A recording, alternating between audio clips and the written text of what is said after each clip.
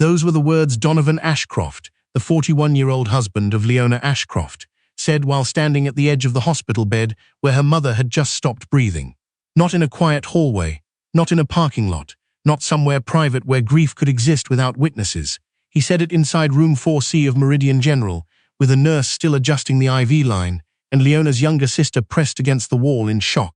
Leona Voss Ashcroft, the 37-year-old wife of Donovan and the silent controlling owner of Halcyon Bridge Publishing, did not answer him right away.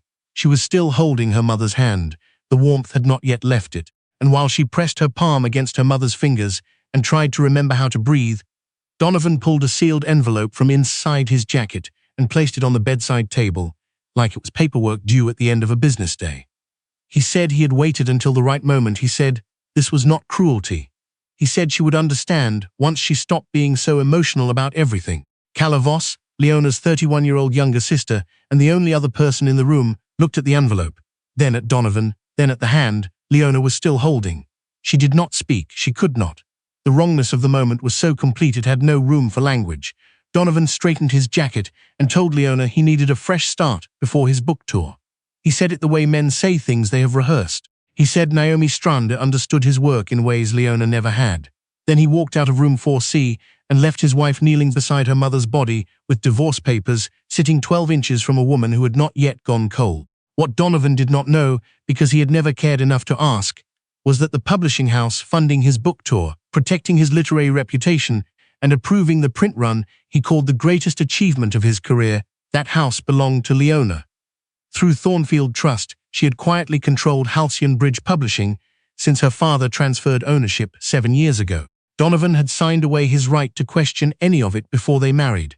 In a prenuptial agreement he had skimmed and dismissed as old family formality. He had lived beside her for 9 years and never once followed the money back to its source. He left the hospital believing he had finally removed a soft, grieving wife from his future. By the night of his book launch, he would understand what quiet had always been protecting. Stay until the end. Because the woman he abandoned in that hospital room is the same woman who owns the stage he is standing on. The building Leona entered at 5:40 in the morning looked different before the rest of the company arrived. The lobby of Halcyon Bridge Publishing had marble floors her father had chosen because he believed a company built on words deserved surfaces that lasted. The reception desk was unmanned. The plants near the entrance were still in shadow. The gold lettering above the elevator bank, Halcyon Bridge, East 1989, caught the light from the street outside and held it. Leona Voss Ashcroft was known publicly as Donovan Ashcroft's wife, the supportive one, the one who attended his readings without ever speaking, the one who sat in the third row and smiled at exactly the right moments and never corrected anyone who introduced her as his partner rather than her own person. Inside sealed trust documents and private legal filings, she was the sole beneficial owner of a publishing house with a $43 million annual portfolio. Her father, Edmund Voss, had built Halcyon Bridge from a single imprint in a narrow office in Baltimore. He had given Leona her first editorial role at 19, not because she was his daughter, but because she had restructured a failing manuscript acquisition in a single afternoon using a yellow legal pad and 3 hours of silence. By the time she was 30, she had quietly guided the company through 2 recessions, 1 hostile acquisition attempt, and a distribution collapse that would have ended most independent publishers. But publicly, none of that existed. Her name did not appear on the masthead. Her title inside the building read Senior Archive Consultant, the same role her father had quietly assigned her so she could move through every floor without raising questions. Most employees assumed she was connected to the Voss family in some sentimental capacity. A few of the senior staff knew the full truth. Everyone else saw a woman who brought her own coffee and asked careful questions and never raised her voice, and they assumed she had no power worth fearing. The elevator opened onto the acquisitions floor. Leona walked past framed covers of Halcyon titles going back 40 years. Near the end of the hall was the newest edition, Donovan's book, The Amble Inheritance, his name in raised silver letters, his author photograph showing a man who looked like someone who had earned everything he had. Leona stopped in front of it. She had read every draft of that book. She had sat with him at the kitchen table on 11 separate evenings, helping him work through the structural problem in Part 3. She had quietly asked the right people to give the manuscript serious attention at the right moment. She had never asked for credit. She had not needed credit. She had loved the work, or she had loved the man, and for a long time she had not been able to tell the difference. She went to the private editorial conference room and opened his promotional file. The launch event was 4 days away. Everything was in place: venue, press list, streaming partner, industry guests. On the inside front cover of the file, someone had written a note: Donovan Ashcroft, the conscience of modern American letters. Leona read the sentence twice, then she closed the folder without writing anything. The side door opened. Winslow Greer, 58, the chief operations officer of Halcyon Bridge and one of the 3 people in the building who knew the full scope of Leona's authority, entered with 2 cups of tea and the expression of a man who had already had a difficult morning. He looked at the closed folder. He did not ask. "You do not have to keep doing this," Winslow said. Leona took the tea. "I am not doing it for him anymore. I am doing it for the book's authors, the 43 other writers whose launch calendar depends on this event going cleanly." Winslow sat across from her. "Those 2 things have always been different sizes in your head." Leona's hand stayed still around the cup. She did not argue because he was right. The door opened again. Rutherford Blaine, 67, the Thornfield Trust's lead attorney and the only man who had held both her father's confidence and hers without ever conflating the two, entered carrying a sealed envelope the color of old paper. He had the face of someone who had spent the night with documents that mattered. Leona knew before he finished crossing the room. "My mother," she said. Rutherford's voice stayed level. "She passed just before 4. The hospital called the house number first. I came directly." Leona looked at the window. Rain was moving against the glass in thin, crooked lines. Rutherford placed the envelope on the table. "Your parents finalized the trust transfer instructions last month. Everything is already in order. You have full active authority. There is nothing procedural left to wait for." Leona pushed the envelope aside without opening it. She said, "Not today." Rutherford looked at her the way attorneys look when they understand that grief and timing are 2 different problems. He did not press. Winslow was quiet for a moment, then he said, "Donovan, no." Leona looked at her phone. She had sent him 2 messages the night before. One when her mother's condition changed, one that said only, "Please come." He had read both. He had not responded to either. This morning there was a message from him, sent at 11:47, asking whether she had confirmed the press attendance for the launch event. She did not answer Winslow. The answer was visible on her face. The hospital corridor had that particular quality of silence that only exists in places where people have stopped pretending. Leona sat between her mother's room and the family waiting area with her phone off and her coat still buttoned. Calla arrived an hour later with red eyes and a parking ticket she had forgotten to pay and a way of standing beside Leona that required no words. They sat for a long time. The doctor came. Said everything that doctors say when there is nothing left to change. Then footsteps came from the elevator end of the hallway. Not quiet ones. Donovan Ashcroft walked through the ICU corridor the way he entered every room, as though the space had been arranged with him in mind. He was dressed well. He had been somewhere public before this. The polish was obvious. Behind him came Naomi Strande, 34, a literary publicist he had hired 18 months ago and introduced to Leona as a professional relationship that had clarified his value. She wore a dark coat that was just composed enough to seem appropriate and just expensive enough to announce that she had chosen it carefully. Calla went very still. Donovan reached Leona in the hallway and did not embrace her. He stood at a distance that felt calculated. "I got here as soon as I could," he said. Leona looked at him. Naomi moved to stand slightly behind and to his left, not far enough behind to be invisible, exactly far enough to communicate something without requiring anyone to name it. "You read my messages last night," Leona said. Her voice was even, that particular kind of even that comes from exhaustion rather than composure. Donovan looked at the floor briefly. "I had the pre-event dinner with the Meridian Press Group. You know what this launch means for."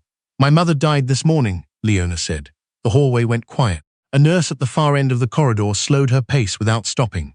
Donovan's expression reorganized itself into something he had clearly practiced. Grief-adjacent, controlled. He said he was sorry. He said it in the way people say things they need to have on record. Then he reached into his jacket and put the envelope on the visitor chair beside Leona. Calla made a sound that was not quite a word. Leona looked at the envelope. She did not touch it. He said he had wanted to wait for the right moment. He said he had been carrying it for 2 weeks. He said that what he and Naomi had found together was something he could not walk away from, and that Leona deserved someone who could be fully present in ways he had never managed to be. He said, "You have always been happiest with your work anyway." Leona picked up the envelope. Her hands opened it. Inside were divorce papers, prepared and signed on his end, dated 11 days earlier. 11 days ago, her mother had still been lucid, had still been asking whether Leona was eating, had still been saying she wanted to meet Donovan for coffee and sort things out the way families sorted things out. Leona looked up at him. "Did you choose today?" she asked, "or did today choose itself?" Donovan's expression hardened slightly at the edges. He said the timing was not ideal, but the conversation had to happen. Naomi looked at her phone. Calla stepped forward.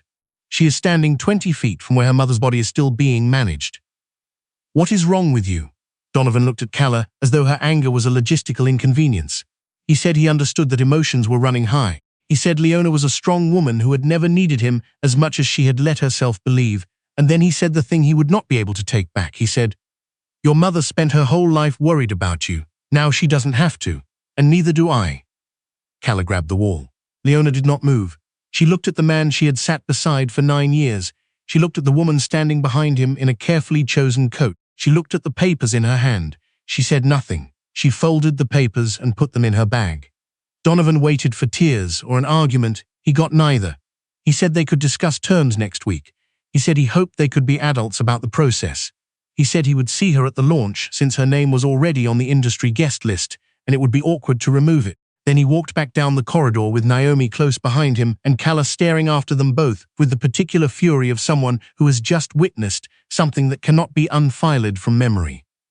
Leona sat back down in the visitor chair. She opened her bag and looked at the papers for a long time. Then she reached into the side pocket and found the other envelope. The old one. The one Rutherford had given her that morning. She had not opened it yet. Her father's handwriting was on the front. For when someone decides your patience was their permission. Edmund Voss had died 3 years earlier in the same hospital.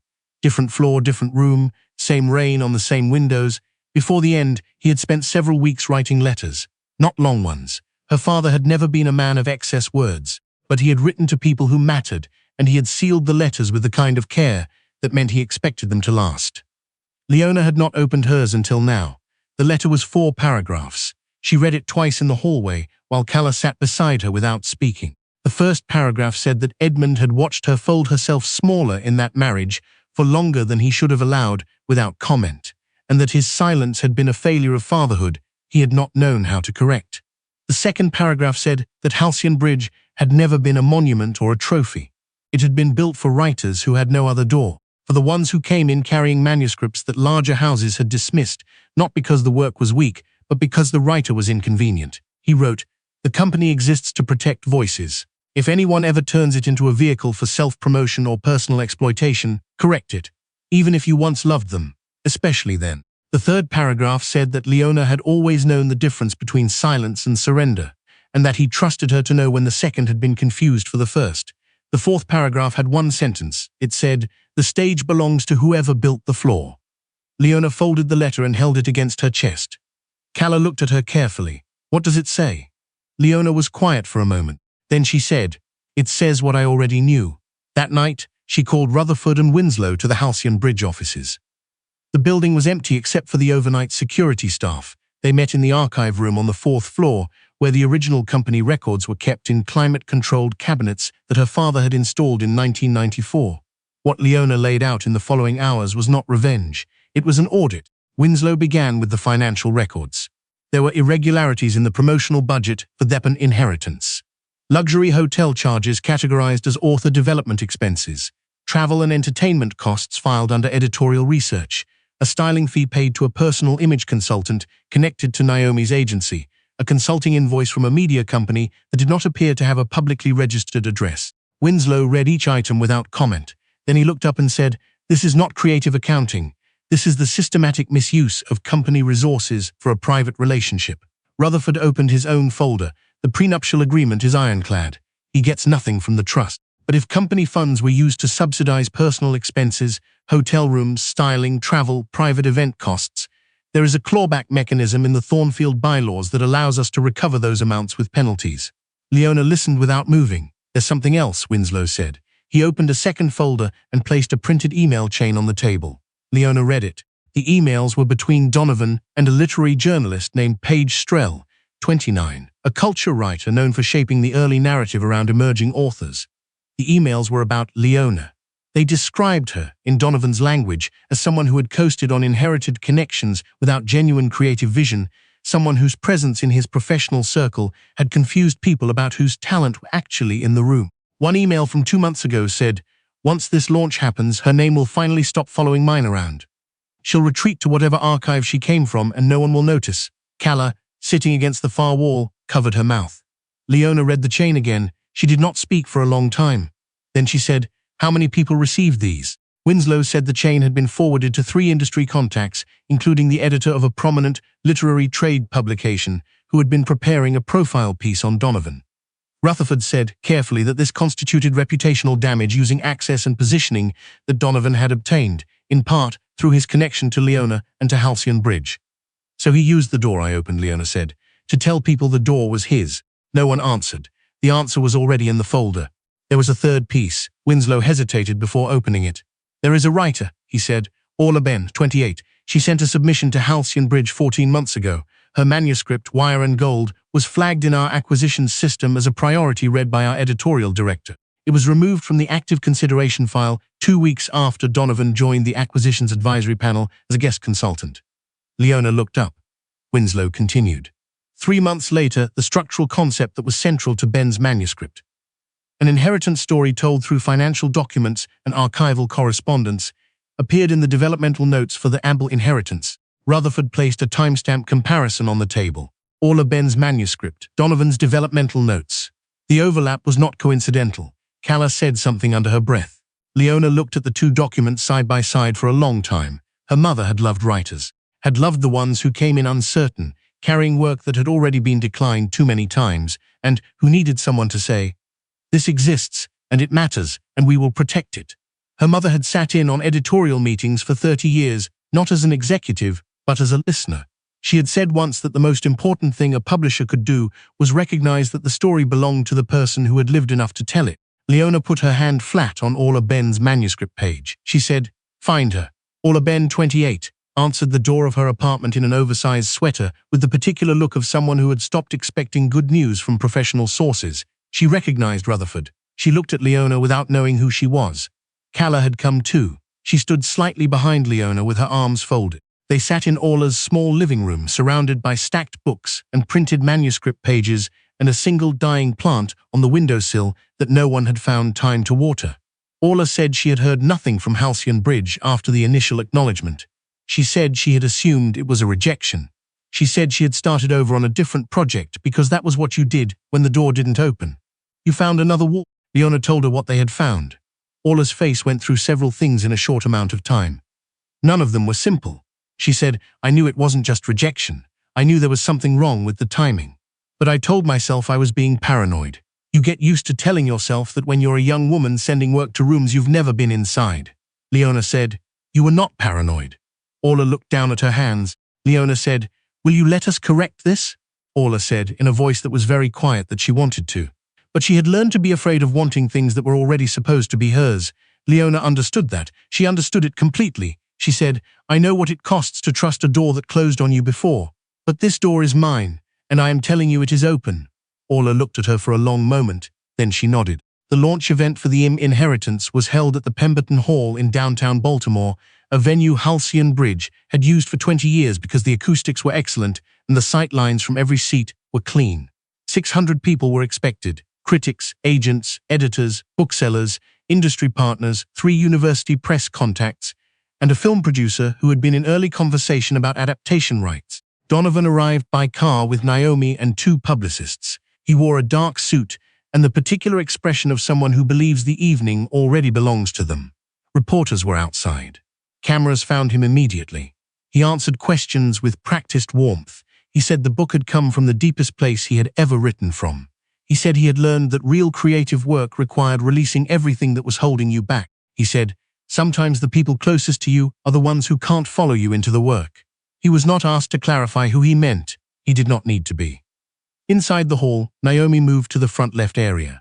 Her stylist, Merritt Holloway, adjusted the drape of her jacket. A blogger connected to the literary trade publication was already positioned near the press corner with a camera phone angled at the door. Winslow stood near the back hallway with a tablet. Beside him was Rutherford, who had not attended a Halcyon Bridge public event in 11 years, and whose presence tonight meant something specific. Orla Ben sat in the 4th row in a dark green dress, beside a Halcyon Bridge editorial attorney and a rights specialist who had spent the past 72 hours reviewing her original manuscript timestamps, email confirmations, and the acquisitions system log.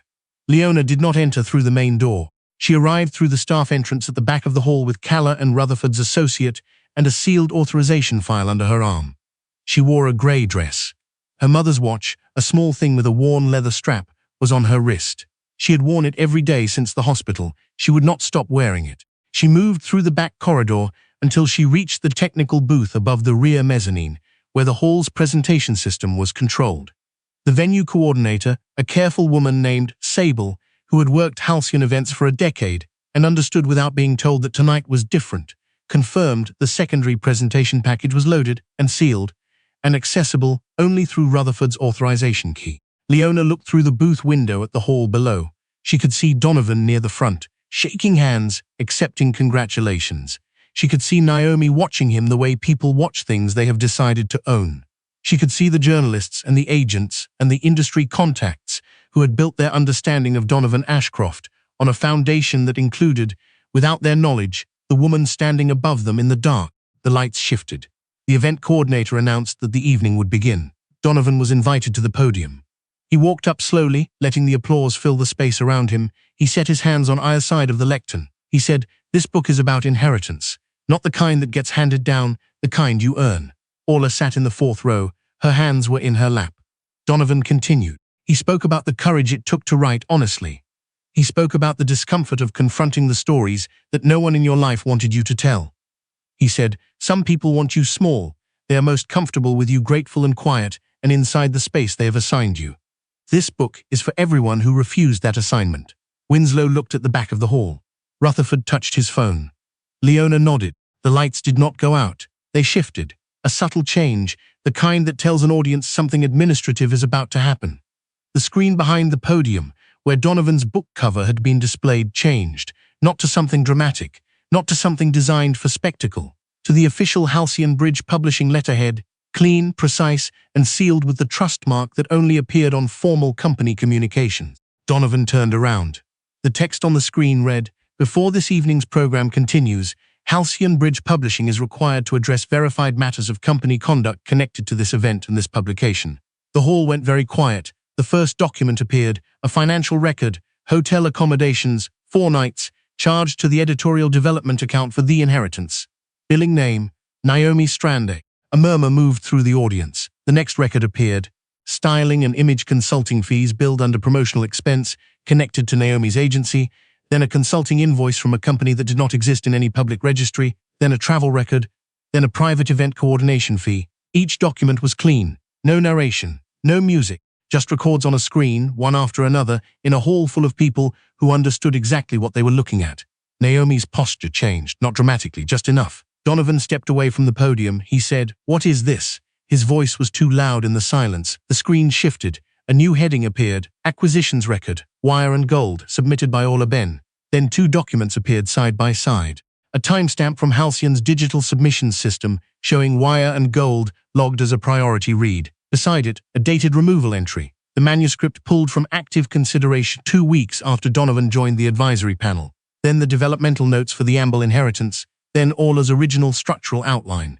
The overlap was not subtle when placed side by side. It was the kind of structural similarity that does not happen by accident. Someone in the audience said, "Oh." Orla sat in the fourth row with her hands still in her lap and her face very controlled. Donovan turned to the side of the hall where Winslow was standing. "Where is the event coordinator?" He said it like a demand. "Cut the presentation." No one moved. Then the screen changed again. An email chain appeared. Donovan's name in the header, the emails to Paige Strell. The ones describing Leona as someone coasting on inherited connections. The one that said, "Once this launch happens, her name will finally stop following mine around." The blogger near the press corner lowered her camera phone very slowly. Donovan's publicist took a step backward. Paige Strell, who had been seated in the press section and had not known her emails would appear on a screen tonight, went still in a way that was not the stillness of innocence. Then the final section of the presentation appeared on screen. A formal company statement. Halcyon Bridge Publishing, by authority of Thornfield Trust and its controlling ownership, was announcing the suspension of the launch event for the Amble Inheritance, pending full review of acquisitions conduct, promotional expense authorization, and intellectual property questions connected to the manuscript Wire and Gold. All third-party publishing contracts connected to this title were under legal hold. All promotional relationships involving company funds were under review. Donovan's voice came sharp and too fast. "You do not have the authority to do this." The final slide appeared. It was simple, just text. Halcyon Bridge Publishing, Thornfield Trust, active authority and principal owner, Leona Voss Ashcroft.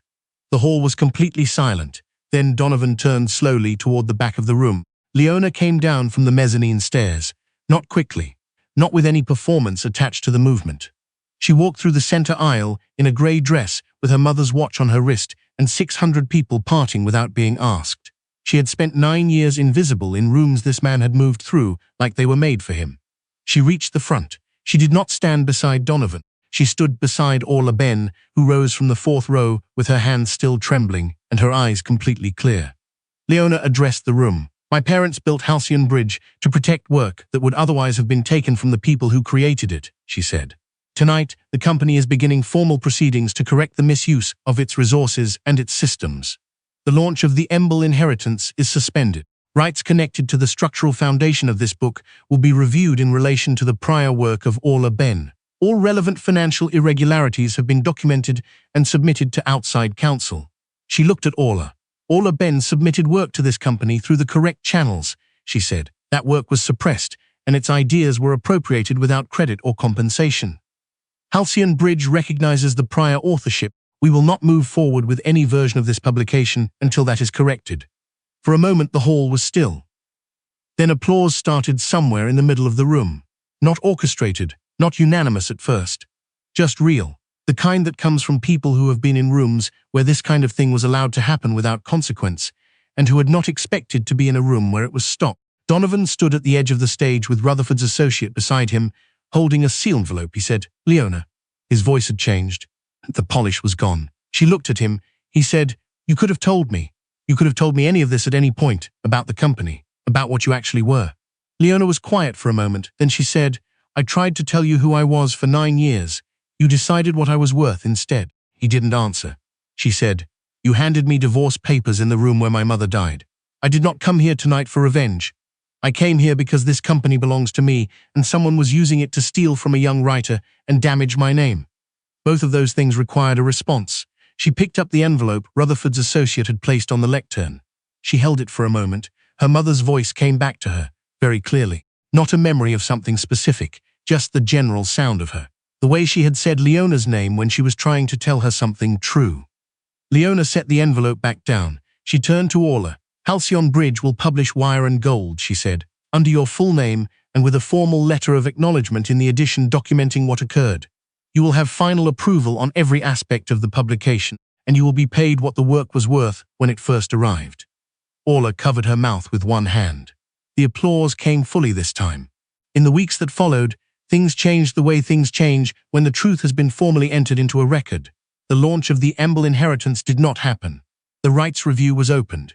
The acquisition suppression was documented. Naomi's agency lost its Halcyon contract, and 2 others connected to publishers who had seen what happened at Pemberton Hall. The blogger's piece ran, but it was not the piece anyone had anticipated.